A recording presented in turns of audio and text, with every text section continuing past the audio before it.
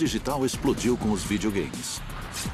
O videogame se tornou uma das formas mais avançadas de mídia digital. Eu acho que existe uma ânsia de participar da mídia. E coube aos criadores de jogos satisfazer esta ânsia. Parte da minha ambição é tornar o jogador tão participante quanto eu.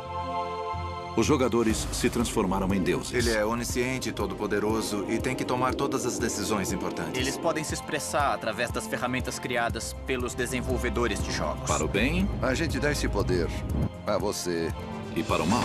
Mas você decide o que fazer com ele.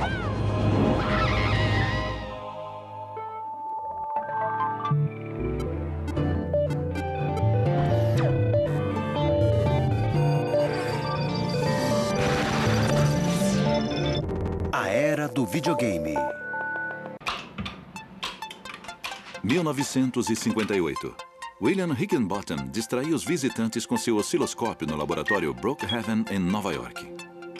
Tênis para Dois foi o primeiro jogo de computador e deu início a uma indústria que, nos anos 80, entreteria milhões. Eu acho que em vários jogos, nos primeiros videogames, as influências culturais mais importantes vinham da época. Quando a gente se lembra como foi o período de 80 a 85, todo mundo estava preocupado com os mísseis balísticos intercontinentais e a corrida armamentista. Naquela década, o presidente Ronald Reagan propôs melhorar a defesa dos Estados Unidos ao lançar uma iniciativa defensiva estratégica apelidada pela imprensa de Guerra nas Estrelas. The question is not, will strategic defenses be developed? The question is rather, will the Soviet Union be the only country to possess them? The choice is ours. Se a gente pensa no programa Guerra nas Estrelas do Reagan, essa ideia de criar um escudo protetor computadorizado em volta dos Estados Unidos, capaz de destruir os mísseis do país invasor, parecia uma versão em escala gigante do Missile Command, um dos jogos mais populares do início dos anos 80. O jogo literalmente mostrava os mísseis chegando e você precisava bloquear os mísseis balísticos intercontinentais. Eu acho que isso era um reflexo da época.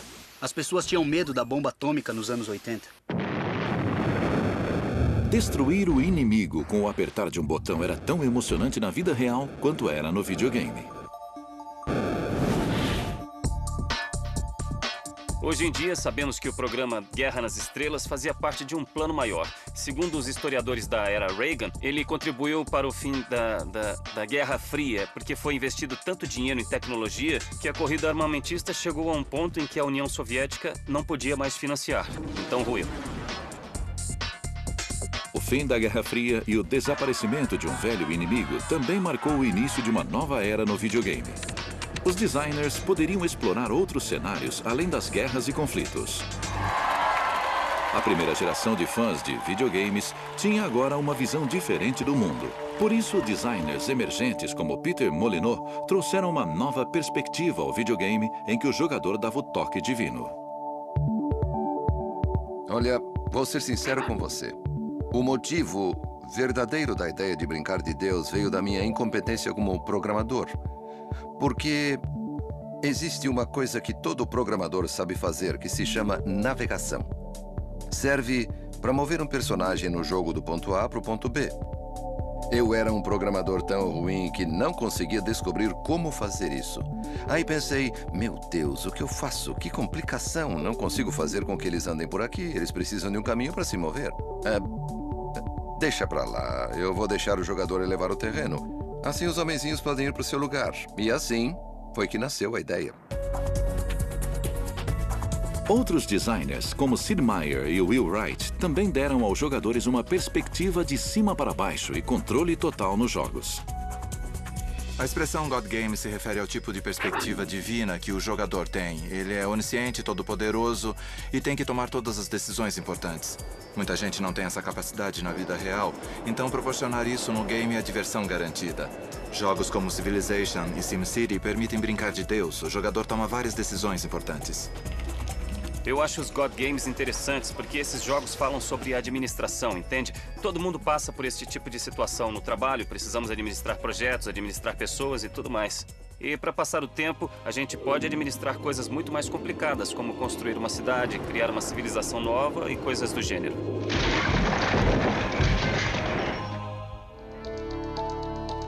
Os God Games permitem que as pessoas vivam suas fantasias mais loucas. Mais do que isso, a habilidade de ser Deus dá ao jogador a sensação de poder supremo, já que ele pode fazer escolhas que os outros jogos nunca haviam permitido até então. Mas os verdadeiros deuses são os designers que criaram esses mundos. E o primeiro passo foi construir uma cidade.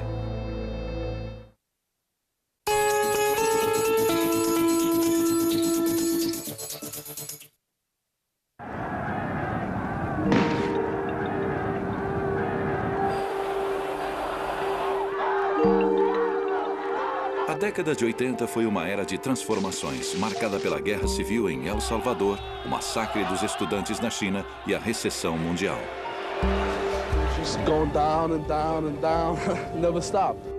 A década também testemunhou a queda da cortina de ferro. Mr. Gorbachev, open this gate. Os comunistas perderam para os capitalistas. E o muro que havia mantido milhões de pessoas sob ameaça durante mais de 40 anos finalmente havia caído. Em um mundo cheio de incertezas, os jogadores encontraram alento em videogames que lhes davam total controle.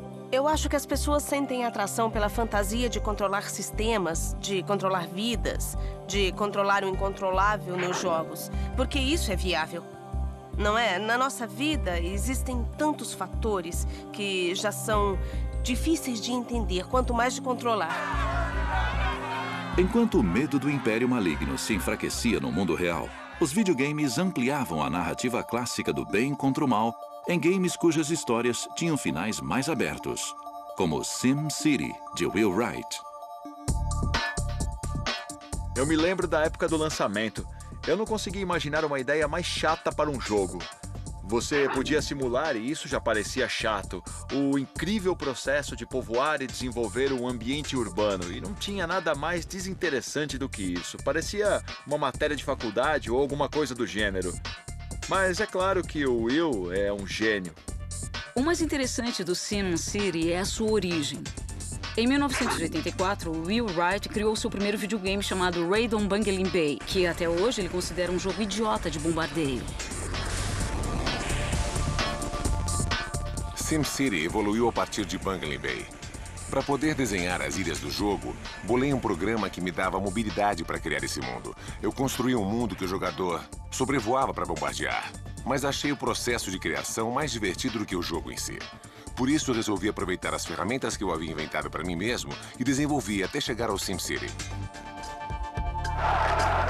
Enquanto isso, novas regras políticas estavam se desenvolvendo no mundo, mas suas consequências demorariam a ser notadas. Por isso, videogames como SimCity ajudaram os jogadores a compreender melhor a complexidade mundial, permitindo que relações imediatas de causa e efeito fossem vistas no computador.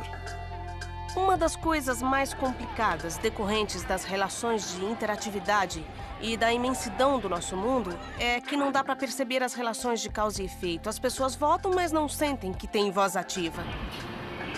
As pessoas se esforçam para levar suas vidas de uma maneira ecologicamente correta, mas não chegam a ver os efeitos a longo prazo. É muito difícil perceber a relação de causa e efeito. E esses jogos satisfazem duas necessidades do jogador. A de participar de um sistema maior, mas também de controlar um sistema global muito amplo. Ao contrário da vida real, onde o progresso é penosamente lento e fadado à frustração, nos God Games, os resultados são dramáticos, reais e instantâneos.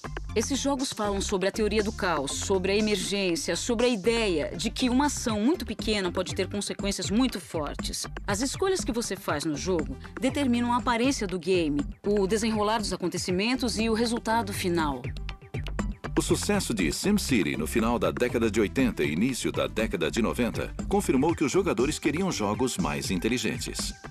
SimCity é considerado um jogo de pessoas inteligentes. Ele se tornou muito popular entre estudantes universitários no início dos anos 90. Eram pessoas que provavelmente não jogavam videogame desde a época do Atari, talvez do Odyssey, ou de fliperamas como Space Invaders e Pac-Man. Quando o SimCity foi lançado, eles provavelmente estavam na faculdade e tinham um computador para jogar. Muita gente que não se considerava fã de videogames voltou a ter interesse em jogos por causa do SimCity. Por isso é tão importante para a indústria do videogame ter jogos capazes de fazer isso. SimCity parecia um jardim virtual em que Wright havia plantado as sementes, mas cabia ao jogador cuidar do jardim. Os jogadores usavam as regras simples criadas por Wright e observavam as cidades crescerem. Parte da genialidade do Will Wright era saber como construir simulações para deixar as pessoas envolvidas. Colocar comida em uma placa de Petri e começar a observar as bactérias crescendo é um sistema emergente. Existem regras, você dá início ao processo e depois deixa as regras agindo até coisas complexas começarem a acontecer. De uma certa forma, eu gosto de jogos em que o jogador possa inventar o seu objetivo. Existem múltiplos objetivos. Eu posso criar uma cidade para ser a maior possível ou com a menor taxa de criminalidade. Vou atrás da minha meta, assim o jogador é obrigado a fazer um juízo de valores desde o início. Os jogadores tinham o controle sobre o sucesso ou fracasso da cidade. Eles também tinham uma liberdade de escolha para tomar decisões que não seria possível na vida real. Depois que o entusiasmo com o fim da Guerra Fria passou, as pessoas se deram conta de uma lista interminável de problemas e complicações que não haviam previsto. A queda do Muro de Berlim causou muita euforia e felicidade. E as pessoas estavam dispostas a muitas coisas. Estavam dispostas a compartilhar e a ajudar. E também perceberam que existia uma série de problemas que precisava ser superada. A instalação do novo sistema político mudou tudo isso e cada vez foi aumentando mais o grau de insatisfação. Depois daquele momento de euforia, vieram os problemas políticos e principalmente os econômicos. Já não existia mais um eixo claramente definido entre o bem e o mal. E as pessoas precisavam decidir sozinhas o que era certo e o que era errado para o mundo.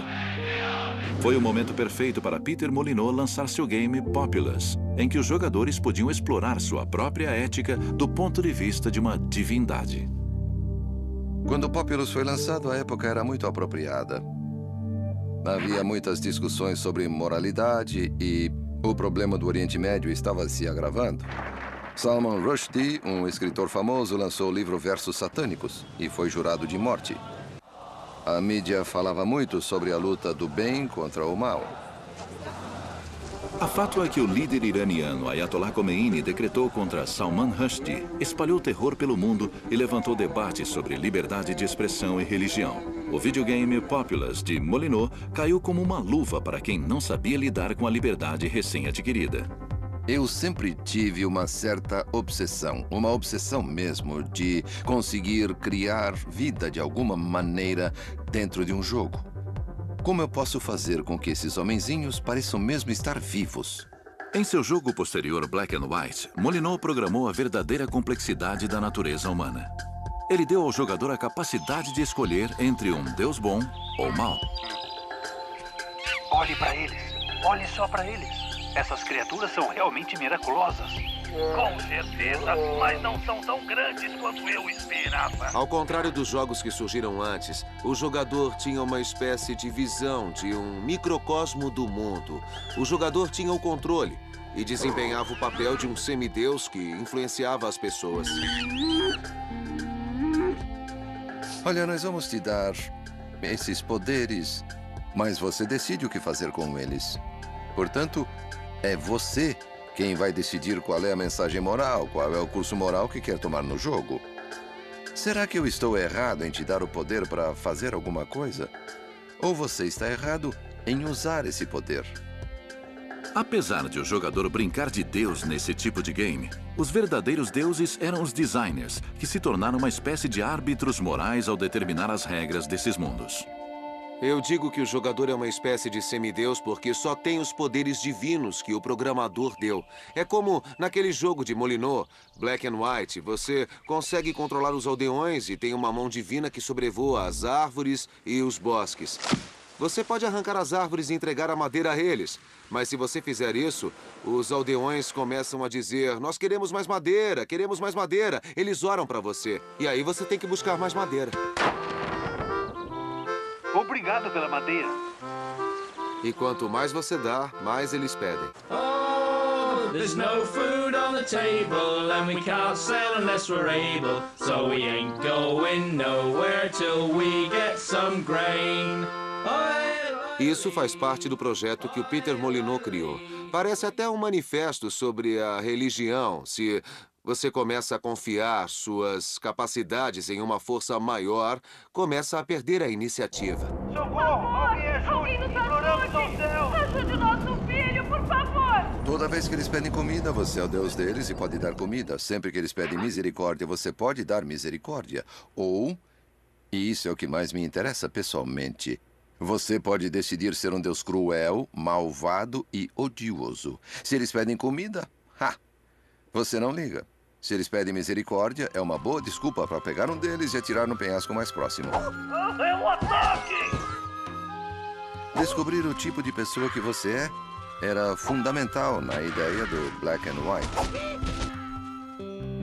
Molyneux também implementou a inteligência artificial em Black and White.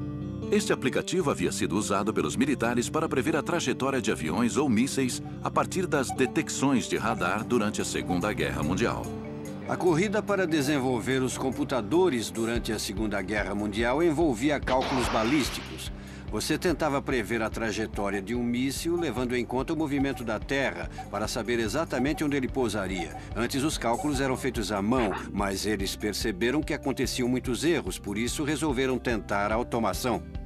Um cientista chamado Alan Turing estava envolvido com o exército durante a Segunda Guerra Mundial e ajudou a criar uma máquina para decifrar o código secreto da Alemanha. Ele escreveu pela primeira vez sobre inteligência artificial, ou IA, em 1950. O estudo descrevia o teste de Turing, que examinava a capacidade de inteligência artificial de uma máquina, pedindo a um voluntário para distinguir entre o diálogo com o computador e o diálogo com o humano.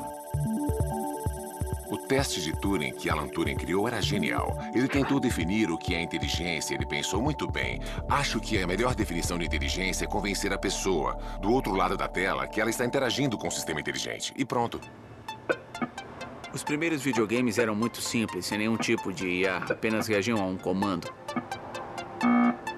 Quando os games evoluíram, os desenvolvedores acrescentaram outras coisas, como padrões baseados em IA, mas ainda não era inteligência de verdade, era um padrão de reação do oponente a uma determinada ação do jogador. Em pouco tempo, os jogadores de Pac-Man previam exatamente como os fantasmas se moviam pelo labirinto e sabiam como agir para sobreviver. Depois que se descobre isso, os jogos perdem a graça, porque não são mais imprevisíveis nem desafiadores. Mas com a evolução dos games, os desenvolvedores criaram novas formas de inteligência artificial. A IA acontece na mente do jogador. Se ele está convencido de que o jogo se comporta de maneira inteligente, então o jogo é inteligente. Não importa o que acontece dentro do programa. Lá, as coisas são sempre mais simples do que se imagina. De um certo modo, é até uma espécie de truque. A gente trapaceia. Os games também trapaceiam com a inteligência artificial.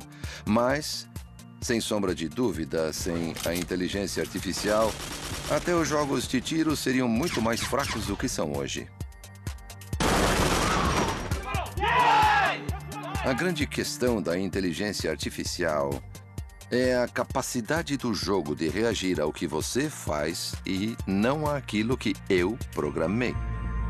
Em games como Black and White, os jogadores sentem-se poderosos, porque Molyneux dá as ferramentas não apenas para manipular os movimentos do personagem, mas também sua personalidade. Agora dê tapas movendo a sua mão rapidamente de um lado para o outro. Ele arquitetou a inteligência artificial das pessoas que realmente importam no jogo, com uma certa filosofia moral em mente, e elas se comportam com base em princípios éticos diferentes. Saudações, somos a sua consciência, bem e mal, yin e yang, branco e preto. Eu precisava de alguma coisa mais interessante do que cuidar de vários homenzinhos. Eu queria que existisse alguma coisa que fosse autêntica do jogador. Então inventei uma criatura mística. Uma criatura com grande inteligência artificial. Capaz de aprender a ser aquilo que você quer que ela seja.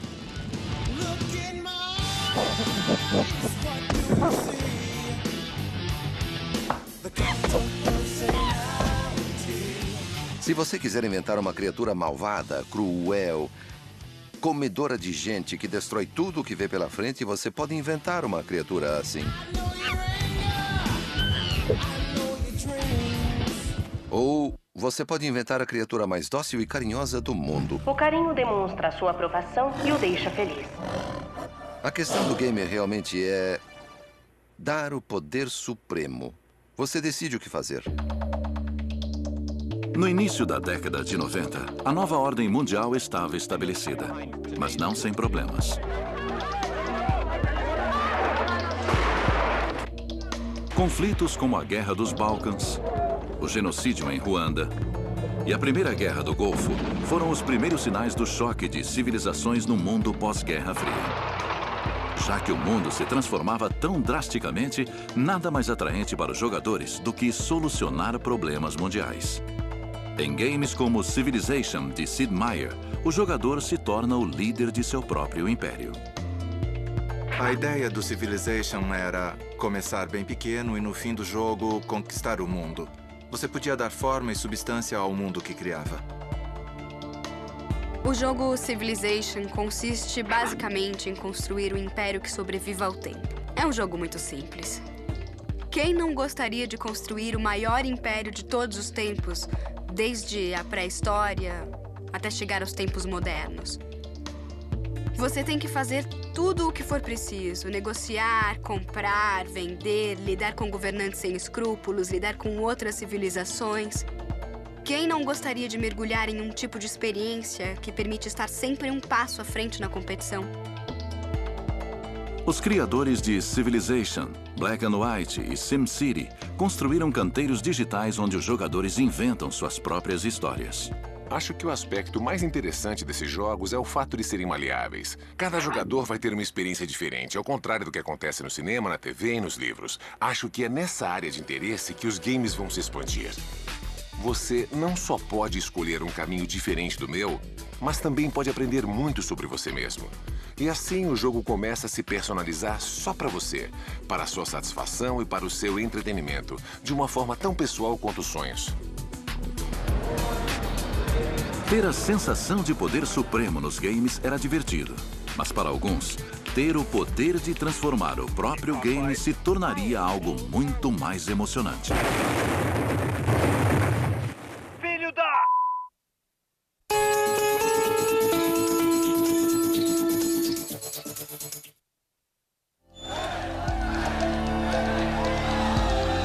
O fim da Guerra Fria trouxe muita liberdade e oportunidades. Mas regiões do mundo antes controladas por norte-americanos ou soviéticos, de repente, explodiram em conflitos. O paradigma do bem contra o mal havia desaparecido. E foi neste mundo que uma nova geração de jogadores de videogame atingiu a maturidade. Culturalmente, naquela época, o que existia era uma geração que era mais ou menos contra o sistema. Era um grupo que queria se expressar de alguma forma, que lutava para ter voz ativa e para encontrar causas que valiam a pena. Esse grupo foi chamado de Geração X por ser uma massa desconhecida que rejeitava tudo aquilo que as gerações anteriores haviam seguido e aceitado.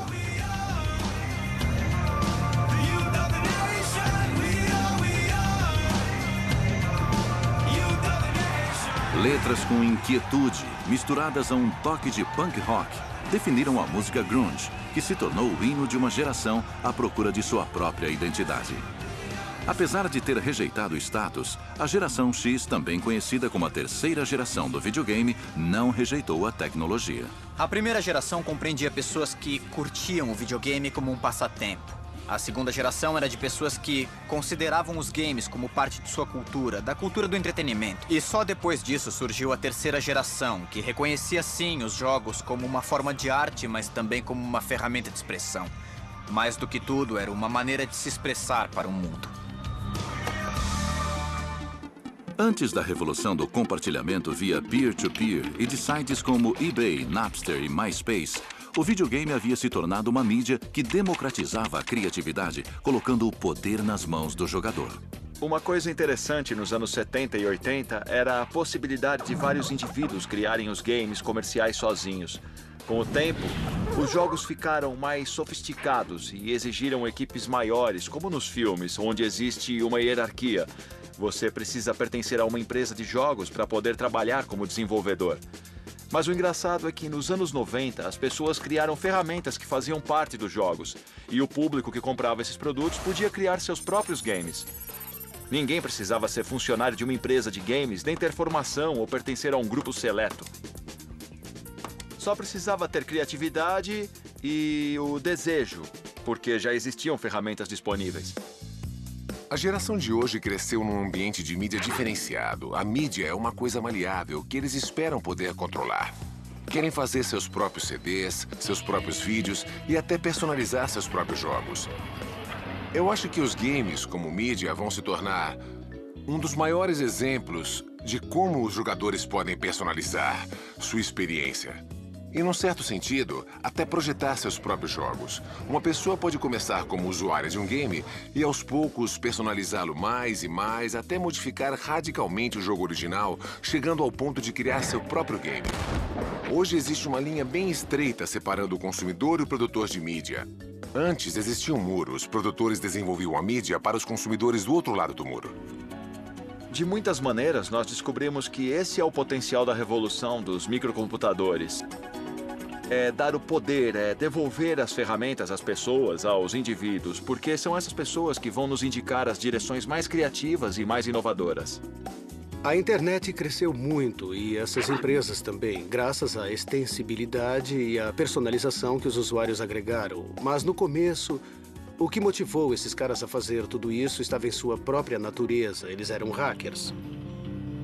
Enquanto algumas empresas de software desencorajavam os hackers e até moviam processos judiciais contra eles, fabricantes de jogos como a Electronic Arts do game The Sims encorajavam os jogadores a modificar o software e criar novos conteúdos, uma prática conhecida como modding. Com o crescimento de sites de relacionamento e de sites de vídeo, como o YouTube e outros do gênero, é possível tirar proveito do desejo de criação das pessoas e ampliar as experiências de uma maneira que as empresas não conseguem. Custaria muito dinheiro para a Electronic Arts criar todos os tipos de móveis, roupas e acessórios que as pessoas querem ver no The Sims. Então, por que não fornecer as ferramentas para que a própria comunidade crie essas coisas? Sempre gostei dessa ideia. Nos meus jogos, sempre procurei dar aos usuários a possibilidade de serem mais criativos com aquilo que vem na tela. Eles criavam um mundo e esse mundo ganhava vida própria. Esse tipo de relacionamento entre jogador e mundo criado é a essência dos meus jogos preferidos. Muita gente ainda não teve acesso às ferramentas ideais. Os softwares têm que dar ferramentas cada vez melhores aos jogadores para que eles possam inventar com poucos cliques alguma coisa que lhes cause prazer e surpresa. Acho que todo jogador tem um quê de designer de jogos. Eu faria isso diferente, mudaria aquilo. Nos games modernos, a gente dá ferramentas que podem mudar as regras básicas do jogo. Você acrescenta mapas, cenários, unidades novas, como se estivesse criando sua própria versão do game. Dar esse poder ao jogador multiplica a diversão dos jogos. Você não está jogando o meu game, e sim um game que foi projetado por dezenas ou centenas de pessoas. Assim fica muito mais divertido. No final da década de 90, quase todo jogo de estratégia e combate do mercado vinha com um aplicativo de edição e ferramentas para personalizar cenários ou personagens. O pessoal podia construir as suas próprias missões, amadores, não profissionais. Podiam repassar para os amigos, que podiam repassar para outros amigos se gostassem da ideia. Assim, você tem como acrescentar conteúdos a um jogo já existente, com muito menos esforço do que se desenvolvesse um game sozinho. As pessoas começaram a modificar os cenários como queriam e muitas vezes escolhiam ambientações da Segunda Guerra Mundial, por exemplo. Aí as empresas de videogames seguiam as tendências, porque se havia uma quantidade de usuários tão grande modificando os produtos para um cenário da Segunda Guerra Mundial, essas modificações tinham que ser levadas em conta. Grande parte dos jogos mais violentos e que mais vendem no mercado é sobre a Segunda Guerra Mundial e simulações militares. A gente pode concluir que a Segunda Guerra foi muito patriótica e havia uma clareza moral. Todo mundo sabia quem eram os vilões e quem eram os mocinhos. Os fãs de games não vivenciaram a Segunda Guerra Mundial, mas era um conflito fácil de entender. Ao contrário da Guerra Fria, que havia terminado recentemente, foi uma batalha real com muitos heróis em jogo. O passado tinha alguma coisa de atraente, mas filmes como O Resgate do Soldado Ryan também influenciaram e eu acho que as pessoas consideram que essa foi uma guerra justa. E se você viu esses filmes ou teve um avô que lutou na guerra, nesse caso então você joga pensando, nossa, olha só o que eu estou fazendo, porque é quase a mesma coisa. Quando os jogadores se tornaram designers melhores, recriaram conflitos mais recentes. E as modificações ou modders eram uma forma de expressão completamente nova. Parecia que os limites estavam começando a encolher no que dizia respeito ao momento certo de tocar nesses assuntos. E por falar em momento certo, a geração da Segunda Guerra já estava morrendo quando começaram a fazer filmes de guerra e a desenvolver esses jogos. Talvez isso tivesse alguma coisa a ver com o momento certo, mas depois esses limites encolheram. Começaram a surgir games sobre a Guerra do Vietnã e, em seguida, sobre conflitos mais atuais que mostravam as guerras no deserto.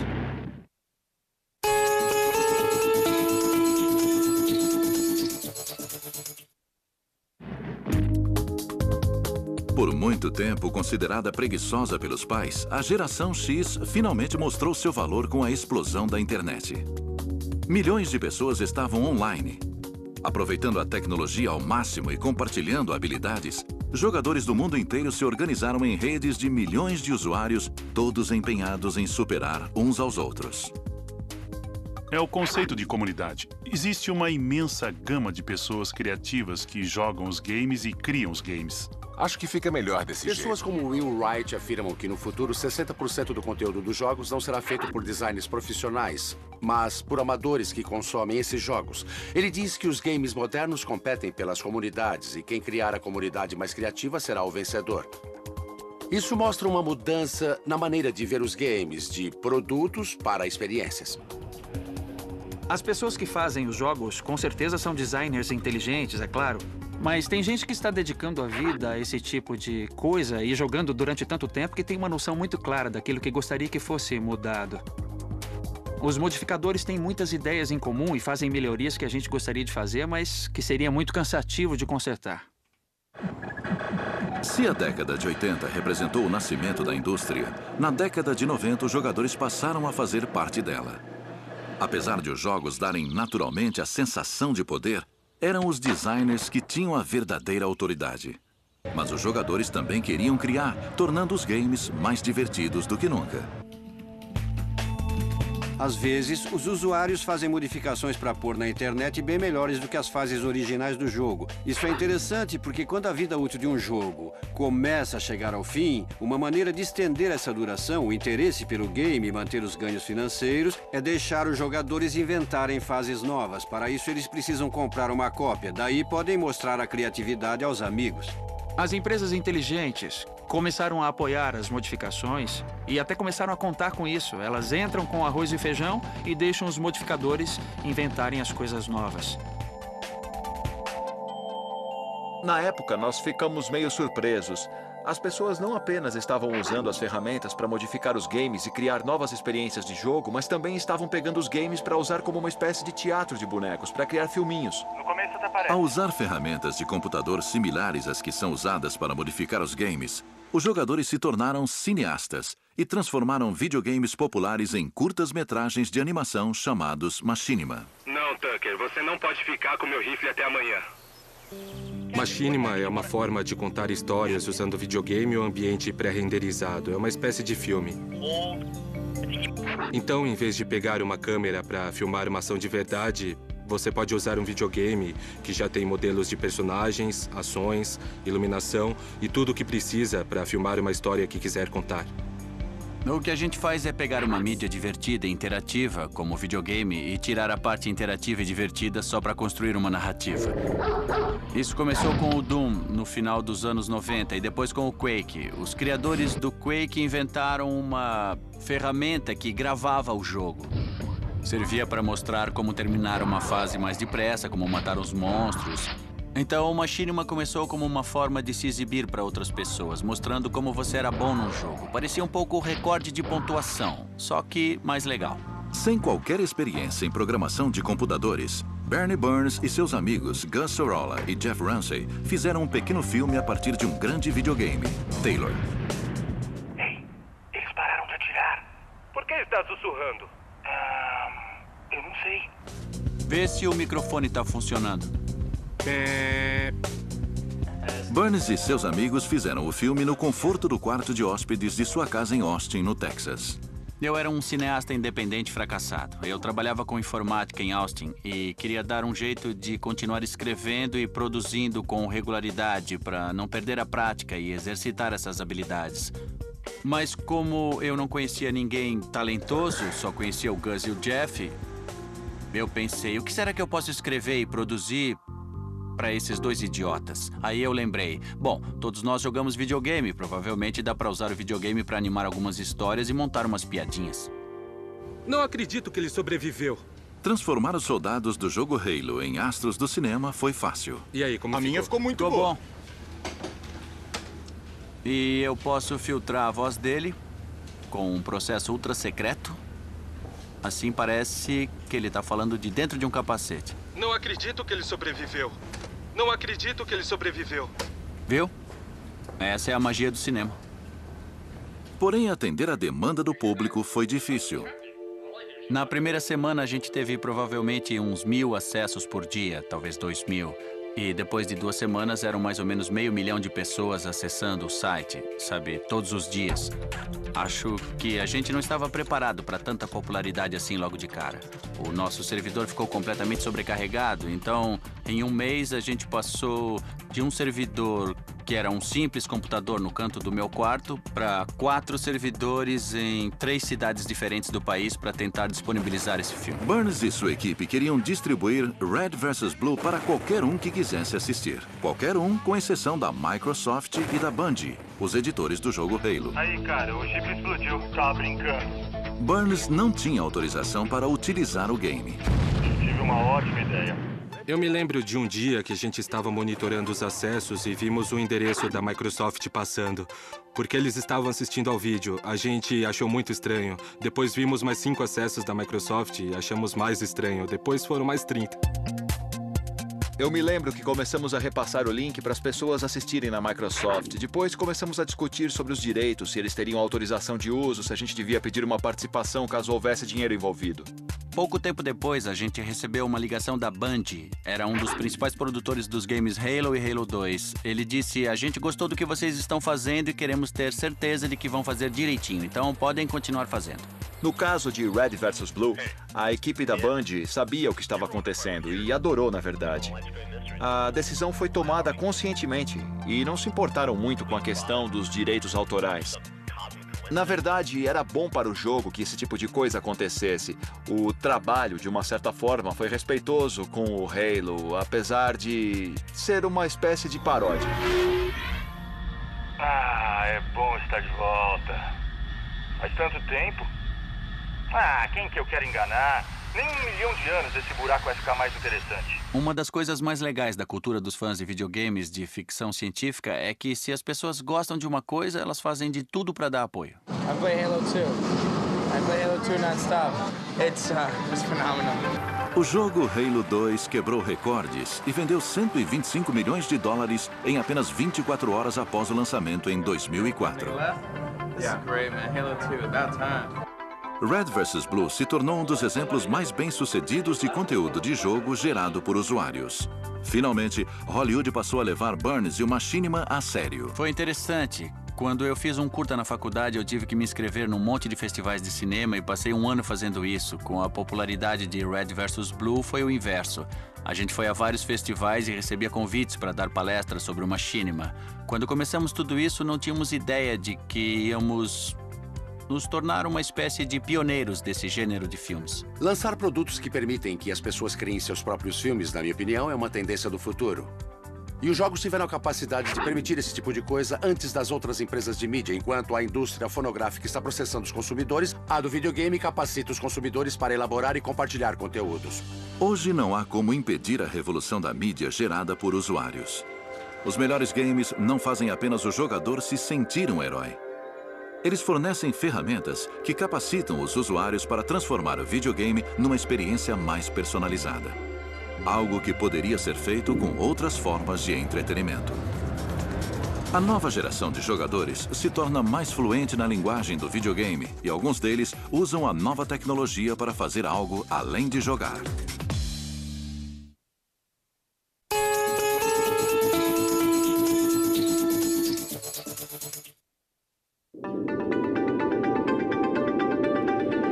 Na virada do milênio, a globalização econômica que havia começado na década de 90 se expandiu com a proliferação da internet e dos celulares.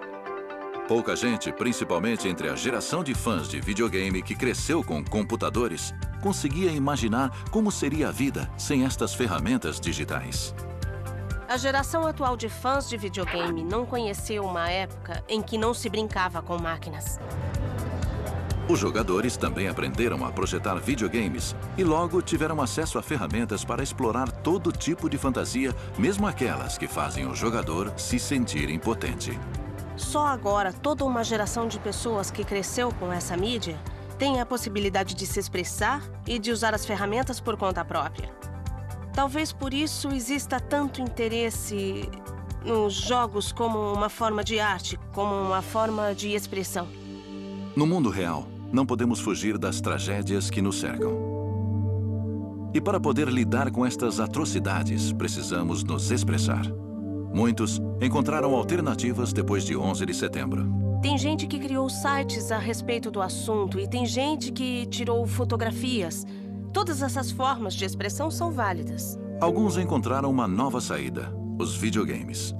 Apenas 2 anos após o atentado terrorista contra o World Trade Center, John Brennan e seus colegas de classe converteram o jogo Unreal Tournament 2003 em uma simulação da vida real chamada 9/11 Survivor.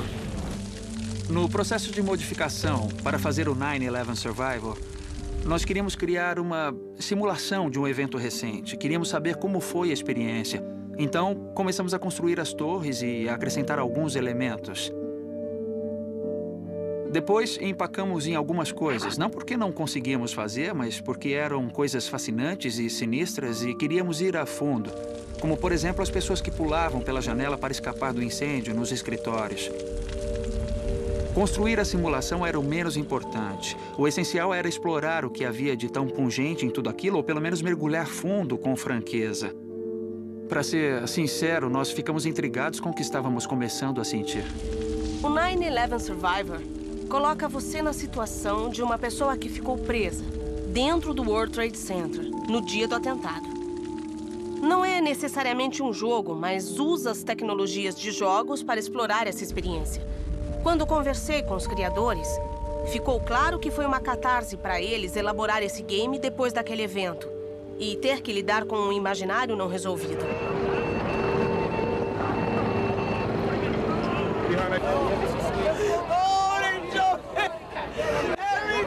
O jogo não tem tempo, pontuação, nem o objetivo claro de escapar do prédio, porque não dá para fazer isso. O ponto de vista de uma pessoa impotente diante de uma situação horrível não é muito explorado nos jogos, e foi isso que mais chamou a atenção. Criar um ambiente e limitar a interação, permitindo apenas as escolhas que a pessoa teria na situação real. Eu achei que fazer isso era muito justo com as pessoas que foram vítimas de verdade. O que está em jogo é a sensação de impotência. Quais são as ações que eu posso tomar quando as minhas escolhas são tão reduzidas? E como se encontrar nessa situação pode criar emoções diferentes no jogador. Nós não estamos falando de uma fantasia de poder, estamos falando de uma fantasia empática sobre a sensação de impotência.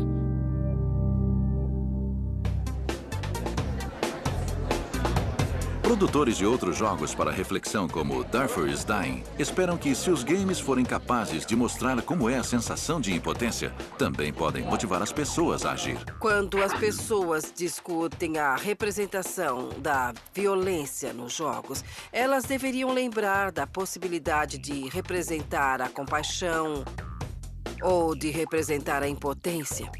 E eu acho que fica claro, por exemplo, para as pessoas que jogam Darfur is Dying, que não é possível ver a situação de uma criança morrendo de sede e não fazer nada a respeito.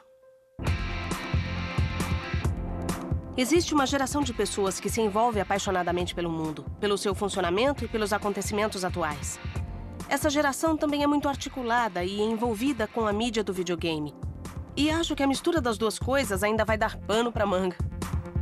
Hoje, um movimento chamado Games for Change oferece apoio para jogadores e designers que usam os jogos digitais em nome da consciência social.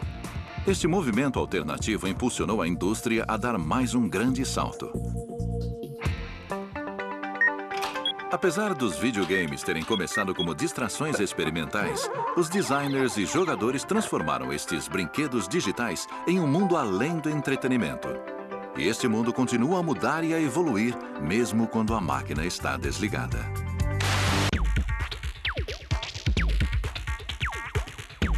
Versão brasileira Vox Mundi.